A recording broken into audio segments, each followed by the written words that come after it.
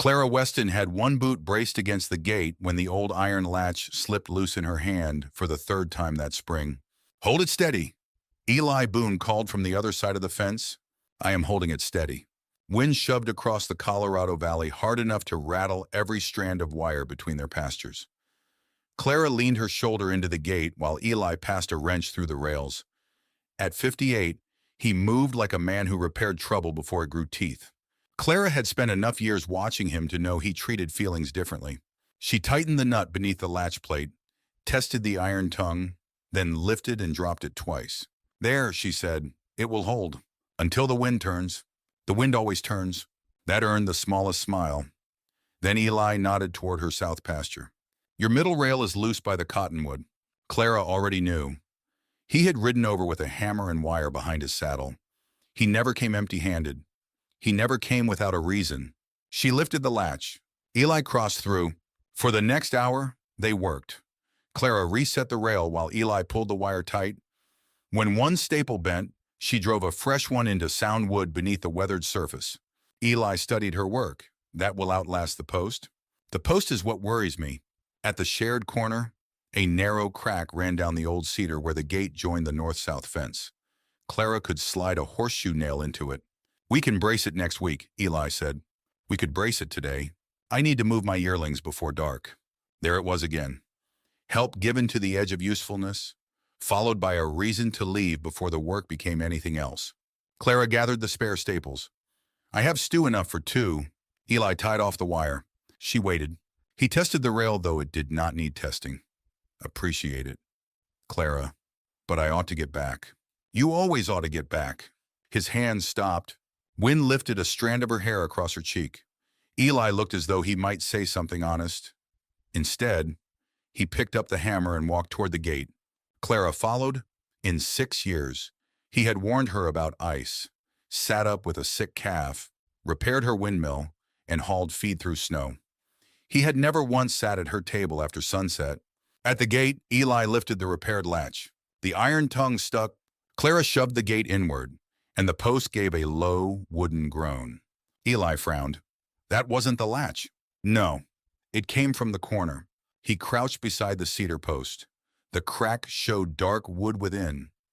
Clara pressed 2 fingers against it while the next gust struck the fence. The whole gate frame twisted toward her. "Pressure's traveling down the line," she said. "When the cattle crowd the north side, this post takes the pull. I'll bring a brace tomorrow." Clara looked at him across the gate. Tomorrow for the post, next week for supper. His expression tightened with the familiar caution that had kept him safe and kept her waiting.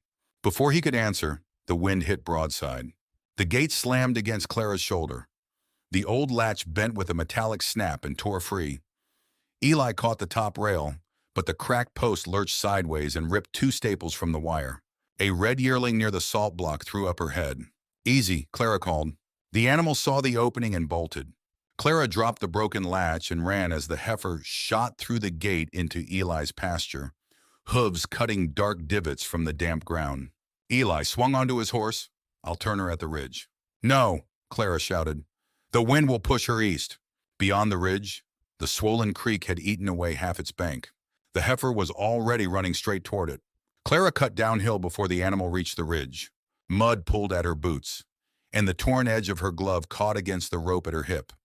Behind her, Eli's horse pounded across higher ground. "Stay west," Clara called. "Don't chase her." The heifer glanced back and veered east. Exactly as Clara feared. Wind pressed against the animal's left side, driving her toward the washed creek bank. Eli pulled his horse around. "I can get ahead of her." "You'll crowd her over." He checked the reins. Clara shrugged out of her coat as she ran. At the bottom of the slope, she planted herself downwind and spread the coat wide. The heifer slowed at the sudden shape, snorted, then turned toward the open pasture. "Now close the ridge," Clara shouted.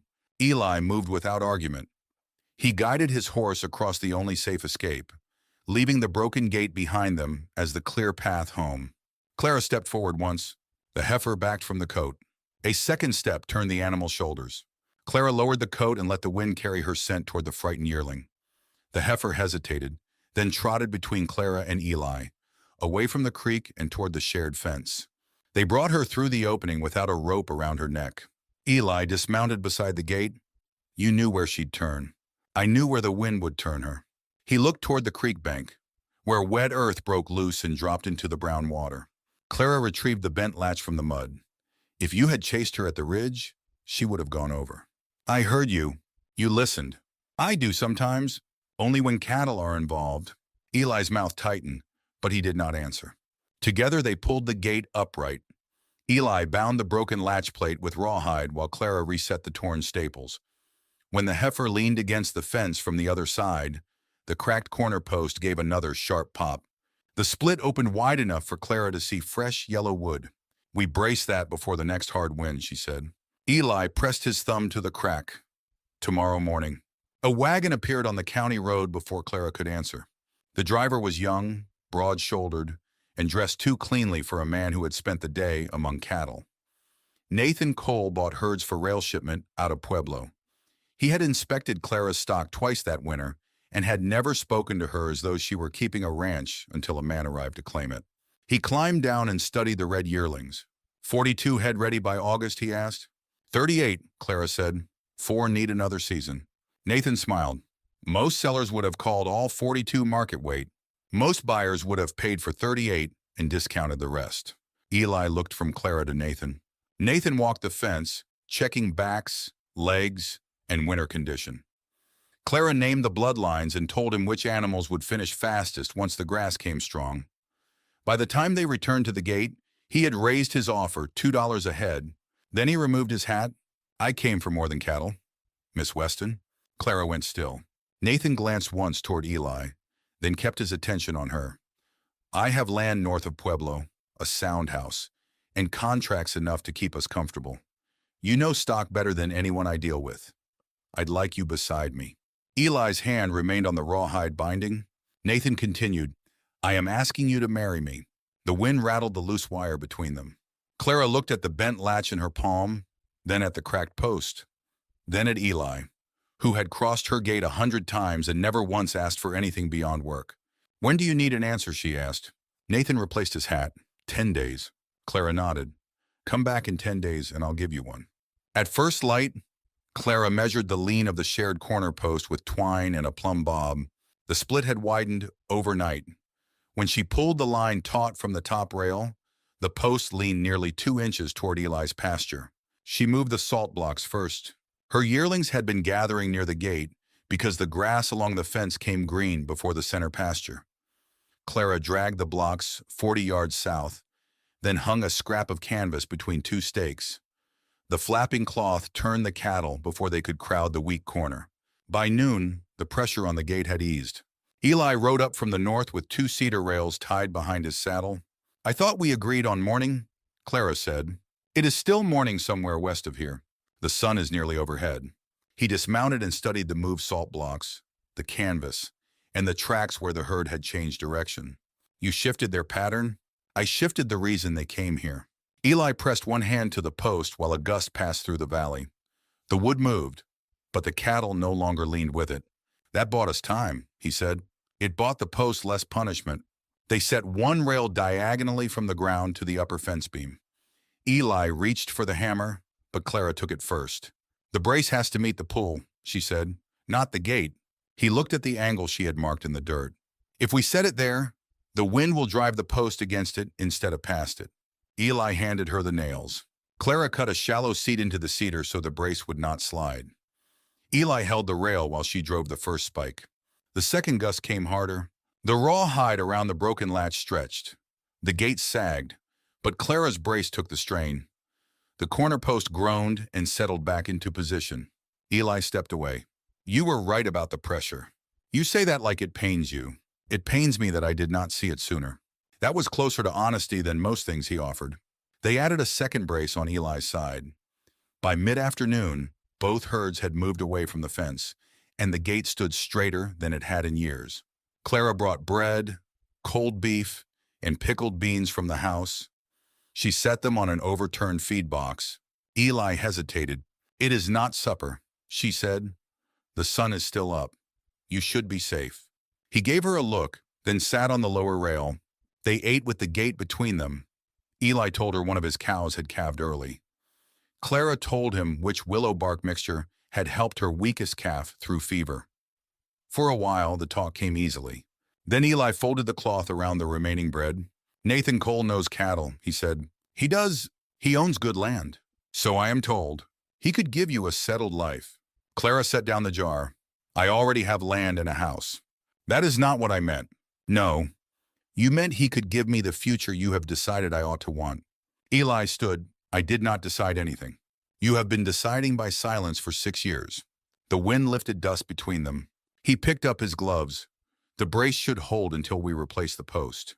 Will you stay for supper when we do? His eyes moved toward her porch. For one moment, she thought he might say yes. Instead, he buckled his saddlebag. I should move my yearlings before the weather turns. Clara watched him cross the gate and ride north. The braces held, the latch did not. When she lifted it after he left, the rawhide binding had frayed nearly through. Clara cut it loose and carried the bent iron piece to her workbench. Her stitched glove pulled at the torn seam as she set the latch beside her tools. Before sunset, she saddled her mare and rode toward town. 2 hours later, Eli was checking the shared fence from his side when Clara returned from the blacksmith. In one hand, she carried a new iron latch. In the other, a small brass padlock caught the last light. Eli did not ask about the padlock. He stood beside the shared gate while Clara set the new latch against the upper rail and marked the bolt holes with charcoal. That iron is heavier than the old piece, he said. That is the purpose. The post will still twist. I know. She drove the first bolt through oak instead of weathered pine. Eli steadied the gate without being asked. They worked in silence until the new latch sat level and clean against the rail. Clara left the padlock unopened in her apron pocket. 2 rails farther south had warped under the same spring pressure, so they replaced those before noon. Clara measured each gap. Eli cut the cedar to length. Neither wasted a motion. When the work was done, Clara spread a cloth across the lowered gate and set out cornbread, smoked beef, and a jar of preserves. Eli looked toward her house. The meal is here, she said. You need not fear the porch. I do not fear your porch. Then it must be the chair? He almost smiled. They sat on opposite sides of the gate, knees close enough to touch through the rails. For a few minutes, the wind softened. Cattle grazed along the lower slope, and the valley seemed to hold still around them. Eli broke the cornbread in half. My wife was 41 when she died, he said. Clara waited. I was 45. I thought there would be more time. He stared at the bread in his hand. A man gets careful after learning time can close without warning. Careful with what? With what he asks another person to carry? Clara set down her cup. You think your years are a burden? They are not light. They are also not mine unless I choose them. Eli's jaw tightened. You are 31. I am aware. You could have children. Build something new. Nathan Cole could give you. Do not tell me what another man could give me. I am trying to be fair. No, you are trying to call fear fairness. The words crossed the gate more sharply than she intended. But Clara did not take them back. Eli rose and folded the cloth around the remaining bread. You deserve a life that is not shaped around a grave, and you deserve one that is not governed by it. He looked toward the distant roof of his ranch house. Clara removed the padlock from her pocket and placed it beside the new latch. Eli's attention dropped to it. For 6 years, she said, you have crossed this gate whenever a rail broke, a calf sickened, or a storm came down. You have been kind to me. You have also made certain kindness was all I could ask for. I never wished to hurt you. A half arrival still leaves a woman waiting. The wind lifted again, pushing dust along the fence line. Clara fitted the brass lock through the latch. If you come to mend wire, I will pay you or return the labor. If you come with a warning, I will hear it, but I will not keep this gate open so you can enter my days and leave before the lamp is lit. Eli stepped closer. Clara! She closed the lock. The click was small, but it carried through the stillness. His hand rested on the top rail. Is this because of Cole? This is because of me. Clara gathered the dishes. Behind her, Eli said, I brought the cedar post. We will set it when the weather clears, she answered. The fence still belongs to both of us. She walked toward her house without looking back. At dawn, Eli rode to the shared fence with a new cedar post lashed behind his saddle. He dismounted, reached for the latch by habit, and found the gate chained shut between them. Some boundaries are not built to punish anyone. They are built because kindness without clarity can become another kind of waiting. And sometimes the hardest question is not whether love is present, but whether it will ever arrive honestly. How long should a heart keep making passage easy? The chain held through the first gust. Eli stood on his side of the fence with one hand on the top rail and the new cedar post still tied behind his saddle. He did not touch the padlock. Instead, he walked south along the wire, stopping where Clara's diagonal brace met the ground. The rawhide had stretched during the night. One strand had pulled nearly white. Clara watched from the barn doorway. Eli took a scrap of paper from his coat, wrote against the saddle, and tied the note to the chain with baling twine. Then he mounted and rode north without calling her name. Clara waited until he had crossed the rise before she went down to the gate. The note held only 6 words. Brace won't survive a west gale. He had not broken the chain. He had not climbed the fence. He had respected the boundary exactly as she had drawn it. Yet he had still left the warning at the gate instead of bringing it to her front door. Clara folded the paper and tucked it into her pocket. She spent the morning moving 2 portable panels near the weak corner and stacking spare rails beside the lower shed. The sky had gone pale and hard above the mountains. Every few minutes, the wind stopped completely, leaving the valley too quiet. She replaced the rawhide binding with a longer strip, then looped a rope from the cracked post to a cottonwood stump. The repair would not hold forever. It only had to hold until she and Eli could set the new cedar properly. Hoofbeats sounded on the county road before noon. Nathan Cole arrived with 2 drovers and an empty stock wagon. "You are early," Clara said. The Weather Bureau posted a gale warning at the station. Nathan glanced toward the shared fence. "I thought it wise to inspect the cattle before the road turns bad." He examined the yearlings while the drovers waited by the wagon. Clara walked beside him, answering questions about weight and condition. Nathan stopped near the salt blocks. "After we marry, we can remove this fence." Clara looked toward the lock gate. "Our herds would run together," he continued. "My northern range is larger, but your south grass is better in dry years.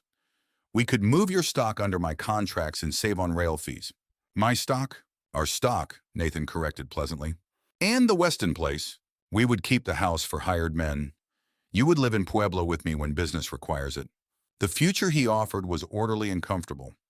It also placed her land inside his plans before she had agreed to share either. "You said I had 10 days, Clara replied. "I did. Then I will answer tomorrow morning." Nathan studied her face, perhaps expecting uncertainty. Clara gave him none. He nodded. "Tomorrow, then."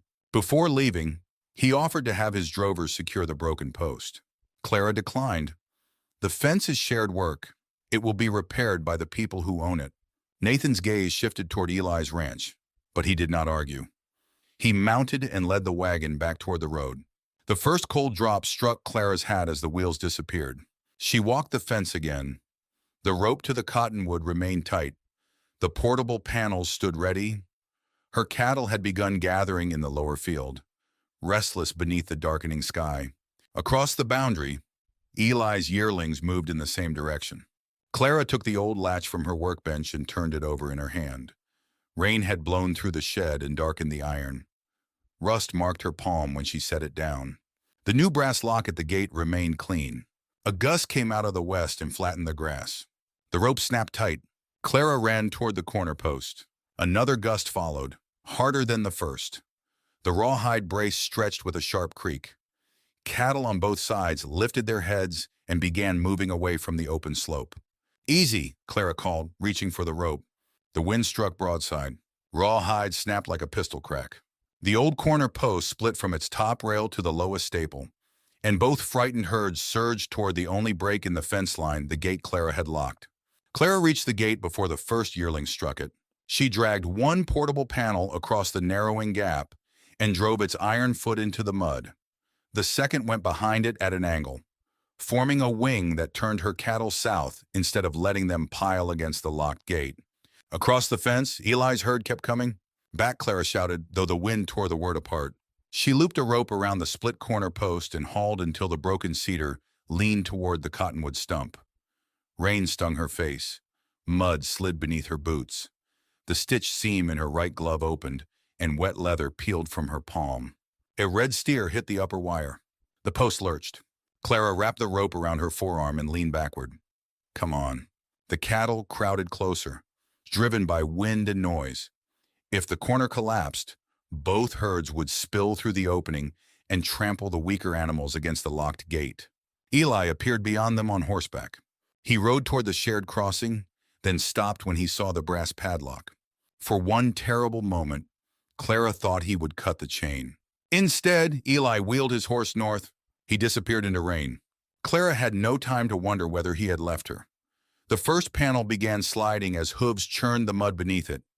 She released the rope, ran to the panel, and forced its base deeper with both boots. The old rawhide binding whipped loose. The rope to the cottonwood snapped. The corner sagged toward Clara, pulling 3 strands of wire with it. She caught the top strand with her arm and shoved the lead heifer away with her shoulder. Pain shot through her torn hand. "Turn," she said through clenched teeth. "Turn, girl." The heifer shifted. 2 animals followed. Then another gust struck, and the whole wing moved toward the gate. Hoofbeats sounded from the county road. Eli came through Clara's main pasture entrance at a gallop, dragging the wagon tongue behind his saddle. He had taken the long road around. He threw himself down beside the failing panel.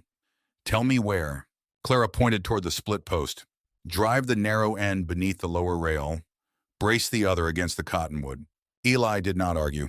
He hauled the wagon tongue into position while Clara held the cattle away. The mud fought every step. Twice the timber slipped from his hands. On the third attempt, he wedged it beneath the rail. "Higher," Clara called. "The force is above you." Eli shifted the timber upward. "Now rope it to the post." He obeyed. The next gust drove both herds against the fence. The wagon tongue bowed but held. Clara moved along the panel, using her coat and voice to turn the lead animal south. Eli crossed to his side through the main entrance and repeated the movement with his yearlings. They worked apart, each controlling the herd they knew, while the braced corner stood between them. The wind changed near dusk. Pressure eased from the fence. One by one, the cattle lowered their heads and drifted toward open ground. Clara remained beside the post until she was certain the line would hold. Eli returned by the same long route. Mud covered his coat to the waist. Blood showed through Clara's torn glove. He reached toward her hand, then stopped. "Let me see." She held it out. He wrapped her palm with a clean strip torn from his neckcloth. "You could have broken the lock," Clara said. "It was not mine to break. You might have reached me sooner. I have been reaching you the quickest way for 6 years." He tied the cloth firmly. "It never brought me where I meant to go." Clara looked at the untouched chain, then at the wagon tracks leading from her main entrance. Eli lowered his hands. "You were right about the post, about the cattle, about more than that." The storm had stripped every practical excuse from them. Still, Clara would not answer what he had not asked. "You should go home," she said. "Nathan comes in the morning." Eli nodded, but he did not leave by the shared gate. He walked his horse toward the county road. At sunrise, Clara stood beside the ruined corner post with her bandaged hand resting on the new latch. A wagon appeared beyond the eastern rise. Nathan Cole had come for her answer. On the opposite side of the locked gate, Eli Boone stood in the road with his hat in his hands and nothing left to hide behind. Nathan's wagon stopped beside the damaged fence. His 2 drovers remained near the road while he crossed the muddy ground alone. His coat was clean, but his boots sank with every step. Clara stood beside the locked gate. Her right hand was wrapped in Eli's neckcloth. Behind her, the wagon tongue still braced the split corner post. Nathan removed his hat. "You have had a difficult night. We kept the cattle contained." He studied the mud, the portable panels, and the tracks leading from Clara's main pasture entrance. Boone helped. "He followed my plan." Eli stood beyond the gate, silent. Nathan looked at Clara. "Then I suppose I should ask whether the storm changed your answer. It clarified it?" He waited. Clara stepped away from the gate so that she faced him without wire between them. "You offered me security," she said. "A sound house, stronger contracts, and a future most people would call sensible." Nathan nodded once. "But you spoke of removing this fence before I had agreed to share my land. You placed my cattle under your contracts and my house under your hired men. I meant we would build something together." "You meant well, but the life you described already had my place decided." Nathan's expression tightened, though he did not interrupt. Clara continued, I will not marry you. The drovers glanced toward one another. Nathan kept his attention on her. Is this because of Boone? No. It is because I would rather keep my own name and make my own choices than accept the wrong future simply because it arrived clearly. Nathan looked past her toward the south pasture and the cattle. The marriage proposal and the cattle sale were never the same bargain. For the first time that morning, a faint smile touched his face. Clara took the sales figures from her coat pocket. Rain had softened the fold, but the writing remained legible. 38 head in August, she said. At the price we discussed after inspection, the 4 lighter animals stay another year. Nathan read the figures. You expect the higher rate even after refusing me. I earned the higher rate before you proposed. One of the drovers lowered his eyes to hide a smile. Nathan folded the paper carefully. You did. He extended his hand. Clara gave him her uninjured one. The contract stands, Nathan said, under the Weston name. When he returned to his wagon, he paused near Eli. You have been given more patience than most men deserve, Nathan said quietly. Eli looked toward Clara. I know. Nathan climbed aboard and drove east. The sound of the wagon faded along the county road. Clara turned toward the damaged corner post, expecting Eli to return to his side of the fence. Instead, he walked away from the locked gate. He followed the fence north to the road, came around the outside of her property, and approached through the main entrance he had used during the storm. The drovers were still close enough to see him remove his hat. Eli stopped several feet from Clara. I have crossed that gate whenever something broke, he said. A rail, a windmill, a sick calf. I told myself helping was enough. Clara held his gaze. It was easier to repair what belonged to you than admit I wanted to belong near it. The morning wind moved gently through the wet grass. Eli glanced at her bandaged hand. I cannot promise you more years than I have. I cannot promise grief will never make me careful again. Then do not promise what no one can give. He nodded. What I can do, he said, is stop using your work as an excuse to enter your life. Clara Weston, may I court you openly? The question stood between them without offense, a storm, or another man's proposal to force it. Clara looked toward the locked gate. You may come after supper, she said. Relief moved across Eli's face. But you will not cross there. He followed her gaze to the brass padlock. Clara pointed toward the road and then toward her house. You will use the front door. After supper, Clara trimmed the lamp and set 2 cups on the table. She did not stand at the window. She did not watch the shared gate. The brass padlock remained where she had left it, shining against the new iron latch. Outside, hoofbeats approached from the county road. They did not stop at the fence.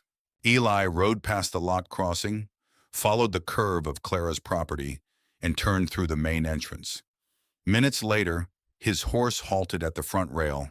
He tied the reins, removed his hat, and walked up the porch steps without carrying a hammer, rope, medicine bottle, or storm warning. Then he knocked. Clara opened the door. Eli stood beneath the porch lamp in the worn coat he had muddied during the gale.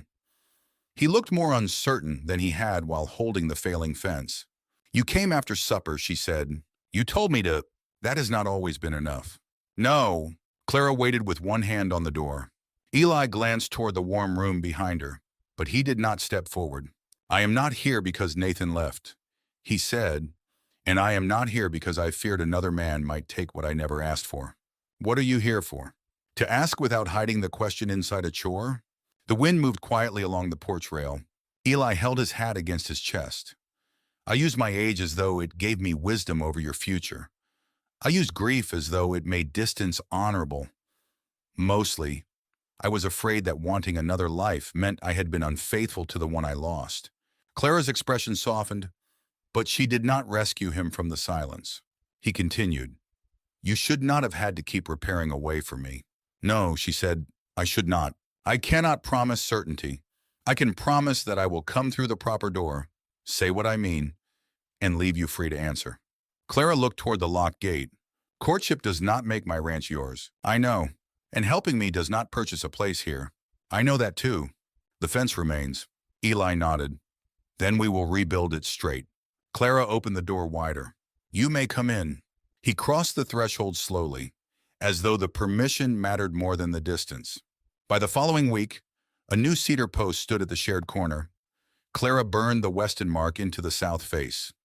Eli pressed the Boone brand into the north. Together, they rehung the gate so it swung cleanly without dragging. The new latch closed easily. Clara kept the brass padlock, but she no longer left it hanging there. The gate opened when work required it and remained shut when it did not. Eli still came to warn her of weather and help with cattle, but he also came on Sundays with no reason beyond supper. The bent old latch was scrubbed, though rust remained in its grooves. Clara mounted it beside her front door, where evening light caught its worn iron. That night, Eli arrived by the county road. He tied his horse at the rail, removed his hat, and knocked. Clara opened the door before he could raise his hand. The old latch rested beside the door, and Eli Boone crossed the threshold without needing anything broken between them.